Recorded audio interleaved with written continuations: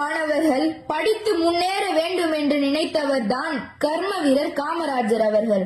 ஆனால் வரும் தலைமுறைகளை குடிக்க வைத்து அழிக்க வேண்டும் என்று நினைப்பவர்கள் தான் இந்த திராவிடத்தை சேர்ந்தவர்கள்.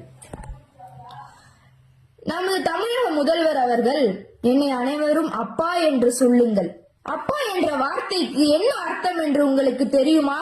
அப்பா என்ற வார்த்தைக்கு என்ன அர்த்தம் என்று உங்களுக்கு தெரியுமா?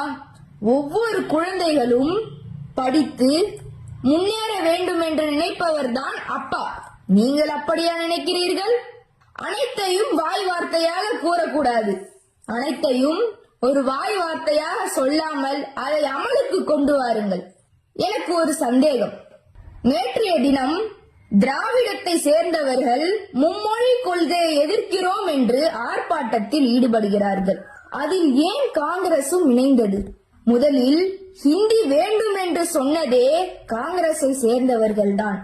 ஆனால் நேற்றைய தினம் மும்மொழி கொள்கையை எதிர்க்கிறோம் என்று திராவிடத்துடன் சேர்ந்து ஆர்ப்பாட்டத்தில் ஈடுபடுகிறது. முதலில் மும்மொழி கொள்கை என்றால் என்னவென்று உங்களுக்கு தெரியுமா? மும்மொழி கொள்கை என்றால் ஒரு குழந்தை 1 முதல் 5ஆம் வகுப்பு வரை நம் தாய்மொழியான தமிழை மட்டும்